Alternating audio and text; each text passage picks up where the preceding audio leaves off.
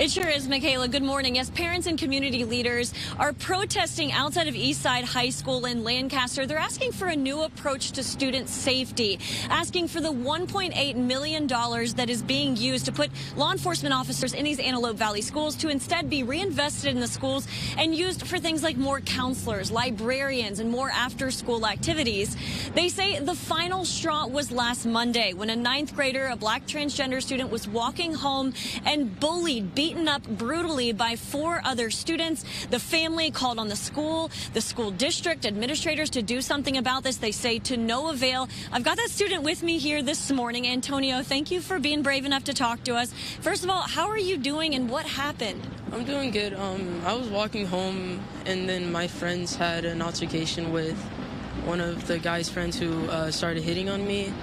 And then we tried to walk away from the situation, and then he ran up on me and started hitting me. Then his other friends came up, and then one of them pushed me down, and then they started hitting me. I'm so sorry you had to go through that. What is your message to the community? What would you like to say? I don't really know. Like,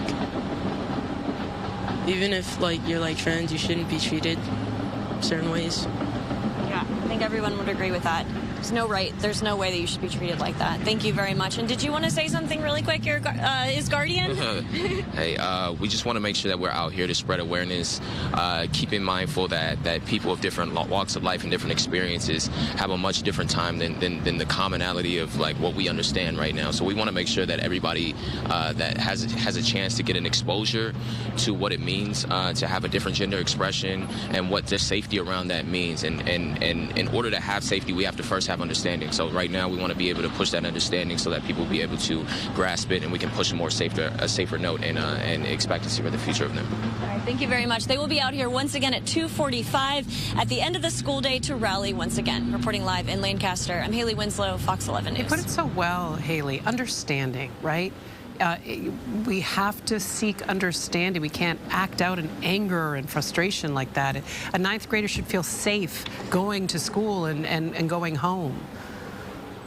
And they say, Michaela, that this is a problem that's only getting worse, citing a 20% increase in hate crimes in LA County in the past year. And they say having more counselors, for instance, in these schools to have these critical conversations with students is one viable solution. Well, look, we're going to further this conversation ourselves. We're going to talk to the president, CEO of GLAAD, coming up this morning about a new study about tolerance and acceptance in LGBTQ plus communities all around the Southland. Haley, I'm glad you're there, and I'm so glad that 9th grader Antonio had the courage to speak out, and I just feel so much for that situation.